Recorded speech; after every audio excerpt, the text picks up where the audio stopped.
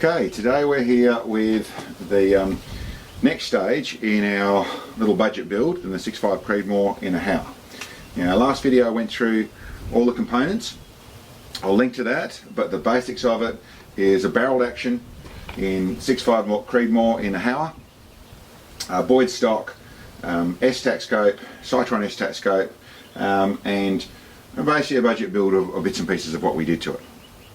Now, what I did with the rifle was pretty straightforward. I glass bedded, so for those who don't know what that means, you can look on YouTube, you'll see people doing that, but essentially I took the fore-end piece where the actual front, the recoil lug sits down, and actually took a bit of ground, with a die grinder, basically ground a bit of material wood away from there, so a bit of clearance around that. I set up made some little, you can buy stuff, these aluminium pillars which I machined up, so they essentially then drilled the block, drilled the stock very carefully, drilled out where the action screws go in, so this removes, drilled out through there, mounted them up in there to exactly the right length, so I want them to exactly have the same amount of crush as what the wood stock would. Fitted those, put some resin in here, so it's just a normal fiberglass resin inside here, and then clamped it all down, let it all set, and that's a simple process. Actually didn't do anything with the rear at all. The way it clamps down is very neat, comes down to the wood, it's very square on the Howa action, so left that alone, just the fore end around where the recoil lug is to make that nice and strong, and have, like I said, they're properly pillar bedded in the side there. So nothing too complicated, it's a basic wood stock, and it's got a basic glass and pillar bedding. The next thing I did in the back here, well, a couple of things.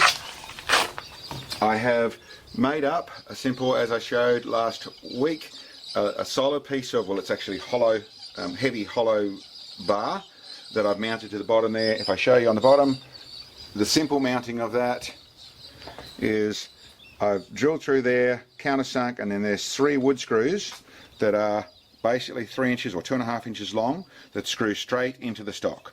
So it's shaped to fit the bottom of the stock, and it's screwed on there, so it's actually screwed in with 3 screws. That's the simple process of that piece there.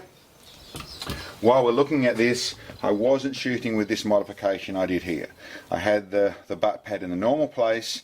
In my shooting, if you look through the video, you'll see there's a little bit of inconsistency, a little bit of muzzle rise, a little bit of stuff going on, but the way it was lined up was the butt pad was quite low.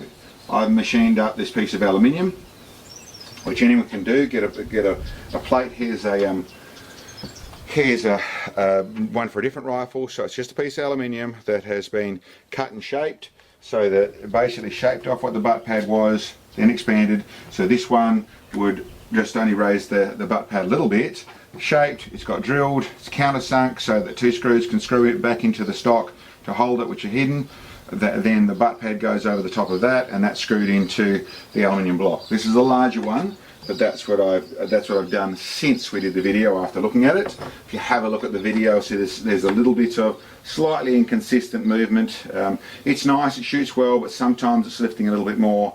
And if you look carefully, I'll go through on the target, there's some obvious stringing in up and down on the shots, which is a little bit about the stock actually, the mating and it's stabilising in the front here with the wood and everything settling down, but also a little bit about the way the gun was behaving. The other simple thing I've done is this simple wrap-on, which is normally a strap-on cheek riser. I've just put on some double-sided tape on some Velcro tape here, done the same thing on the inside here, so nothing complicated on that score. Actually ran a couple of little stitches either end to make sure they sit here, and then that is a very simple on and off cheek riser. Looks good, works well, doing the right things on that score. The last thing I'd say in the setup, this rifle is something that probably Sam is going to use a little bit more than me, so I've actually set up the scope in with the eye relief, more set up for Sam shooting the gun. I'm a little bit squashed up shooting it, and maybe a little less than perfect for my shooting, but like I said, really more set up for Sam to be able to shoot with. That's the back end of the gun. The muzzle brake coming like was already threaded. The thing I had to do, the way they threaded it was very long. I've just made up a simple little spacer, which anyone can do with a muzzle brake. So there's this simple little a bit of gun oil, simple little wedge spacer that goes in here. So that's set up. Quite a nice way to time a muzzle brake as well, because out of being able to run a little spacer in there, it means very easy even for someone at home to carefully, evenly file down the spacer to get your timing spot on. So it's another option when there is quite a bit of thread on the front of the muzzle. But essentially that's all I've done. It's set up, it's worked quite nicely in the scope. That's a 20 MOA base, a 20 MOA set of rings. It actually needs a little bit more than that to get the scope in the right place. I'm only able to get the 72 minutes of elevation on it, but it's okay to start with. This base here, I've actually found I had the wrong one. What they'd sent us wasn't 20 MOA. I've got this one here, but it's actually a long action, so it's only held by one bolt at the moment. I will get another base that is the proper one and double check, then double set it up, but we're on the right path. The other thing which I didn't show last week, I found one in the cupboard, but it's a very simple, very cheap little bubble level, just a eBay model of a bubble level that goes on there, clamps onto the scope, 30mm scope, and that's obviously something that's needed for this sort of shooting. But rifle shot really well, it's come on nicely. I go through it. We essentially did our normal clean process of shoot, clean, shoot 3, clean, shoot 3, clean, shoot 5. It progressed very quickly, as a modern barrel tends to. Over here, which I showed before, we just basically, with the first set, we were getting on while we were cleaning and getting on. This is actually one 5-shot group. One thing I would point out is this top one up here. If you told me there were 2 shots in that hole, I would tell you were lying, but I double checked the footage. We couldn't see another hole show up. We double checked it. I'd say that looks a tiny bit rounder than they normally do, but that is actually, the first 2 group shots were as close as I've ever seen 2 shots in one hole. After that, we're obviously down and 2 touching, and then back up here. A little bit of moving, a little bit of my form, a little bit of the rifle stock setup and that sort of stuff, but equally, that last shot in that group was shot number 12.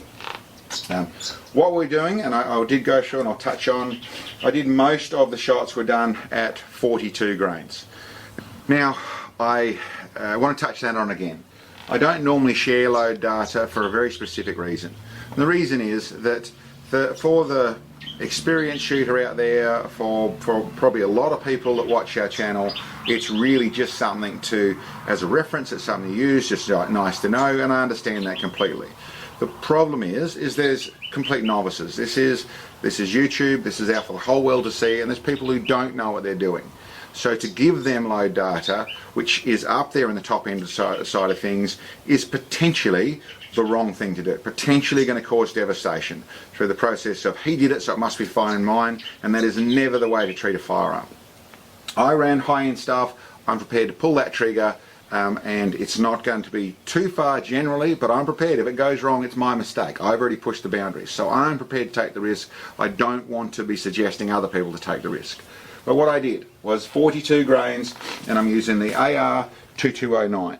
Now this is the same as, not even equivalent, this is the same as the Hodgins brand in America. I can't remember exactly the numbers, so I'm not going to say that, but this is the same. It's made by the same company, ADI. In Australia it's marketed as AR 2209. Very popular powder for this round, from what I understand. Same as what I use in my 243, and I worked out that from the look at things, it was a tiny bit above the maximum thing in the ADI chart, but it was 42 grains. And I figured that was going to be fine. So I did 2 sets of rounds, two sets of bullets in 42 grain. There was actually 15 were in basically magazine length, which is the research and what I measured here is that essentially, and I'll go through that in the thing, but in the rest of the video, but 2 inches, 880 thou was the distance for magazine length, and then my full length, my full chamber length that I can actually get in here with running 10 thou jump was 2938, so just under 2940, but that was the full length I get running 10 thou jump. So I did both. I didn't see a lot of difference in it. We'll develop more and we'll check out more down the track, but I ran essentially the 25 of those, of that 40, were in that length, and then I did 10 rounds, 5 of magazine length and 5 of full length in 43 grains. I found they shot really nicely. There was really a little bit more speed. There's nothing stopping me to go with 43 grains. We'll see how they end up grouping at the end of the day, but that shot really nicely. So pretty crude, and I may do no more. The next lot I'll load at 43. I will then start to shoot and see how consistent it is, and I may do no more in the way of load development. I'll certainly work on the gun, but I'll get it to group as well as I can before I start messing more with that load. So that's the 140 grain Burger Hybrid, 43 grains of the 2209, running in, at the moment I have Hornady brass. I will end up with lapel brass and see how that goes. At the moment running Hornady brass, and I'm running the Federal match primer, just a large rifle. It's not a Magnum, just a large rifle primer in there, and that's all. It's sized and trimmed and all the normal bits and pieces I do on the brass, but that shot really well. I was super happy with it. So that was that group there. The next bit I'll go to is actual shooting on the plate. Was all this lot here. Bit of a mess, where there's a little bit of wind, a little bit of inconsistency, but we saw several things on here that were quite nice. To start off with, I think this shot, this shot, this shot, this shot, this shot, and this shot, all very much in pretty much the same line, not much more than about a 5-inch spread. If you include this one, if you include the other ones, it's down to a 2-inch spread, but a reasonable amount of stringing, so shooting high and low. Now that can be powder loads. I think from looking at my video that there was a little bit of changing, a little bit to do with the fact that I was not in a natural form. I'm a little bit pushing my eye relief a little bit, so I was pushing my shoulder forward and pulling my head back to get a good sight picture. But also the nature of the gun as it was set up, that the butt pad was very low. So slightly different pressure made that change a little bit, and that's where I pick it is. We'll see that's why I have done this and raised this butt pad up to where it's nice in line with that. But still, once it all settled down, these are the early shots, we ended up with a group up here. Sam first on there, a little hard to see out of our mess, but I'm pretty sure her first shot was this one here, her second shot was this one here, her third shot was that there. So we're in a 3.5-inch group at 1,080 yards was her first 3 shots. Next, we saw a little bit of what I think is the same thing, not far, but up over here, shot and shot, or shot and shot, I forgot which way around the two. Once again, very close together. It still turns into a 12-inch group on that plate, but if you look at it in the details, it's shooting really nicely. I obviously did some shots after that, found back onto the plate, hit around here, and we did some rapid fire stuff out of the magazine rounds, still nice and consistent. Super happy with it. So a little bit of work to do.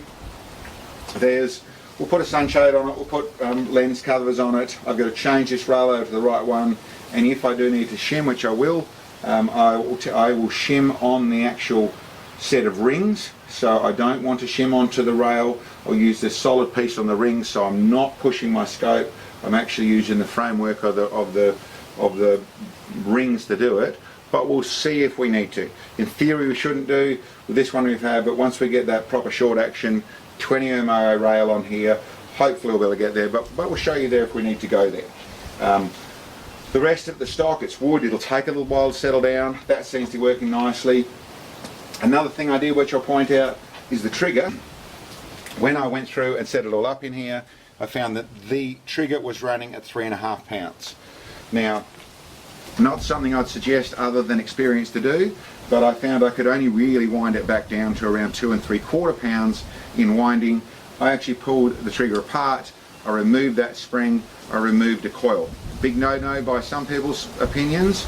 I'm prepared to throw the trigger away if I've messed it up.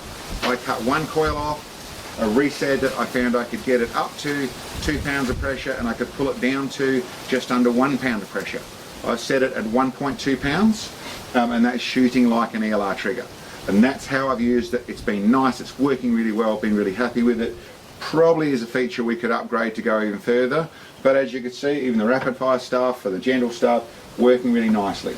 Action feels nice, the way it's all working is really nice. It's like my other house, shooting really nicely. Super happy with it. Should say, for the trigger side of things, it's not something I'd recommend other than the experience to do.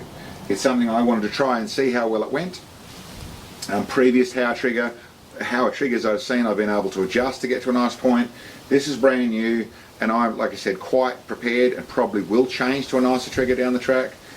For someone who's putting it together really to spend 120 to 200 bucks on a basics or a Timney or a dual trigger and get in there and get it nice off the bat where you're not taking any risks on that side of things is probably what I'd recommend.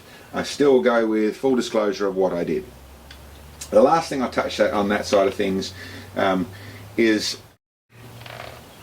with the cost of this rifle. As I said previously, to try and compare it and try and talk about it, $1,000 in Australian firearms is very different to $1,000 in American firearms.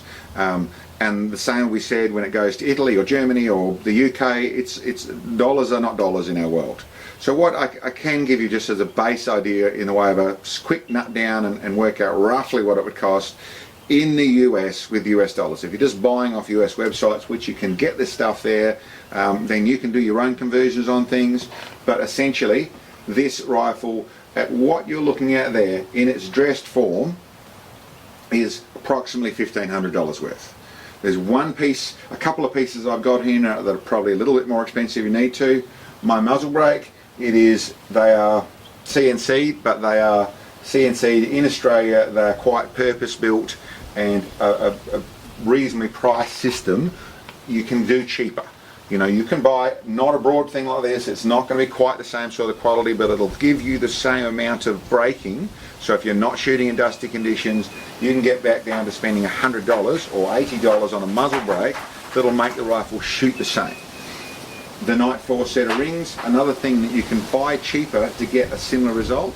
And for shooting these distances, you don't even need a set of rings like this. You can come back down to an $80 set of rings sitting on a normal 20 MOA base and shoot out to, I haven't done the maths, but probably out to the 1,200, 1,300 yards without having to do anything extra there.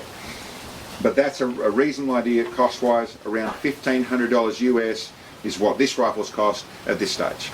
So we'll keep you with here as to what we do in the next steps of things, and we're really waiting for some conditions now to push out a little bit further. We'll probably do a little bit more at maybe set up at 1,500 yards, which we can still see, and do some grouping out there before we push further, and we'll probably do a video on that. But at the moment, super happy for a rifle that's of this sort of caliber, this sort of budget. It's working really, really well.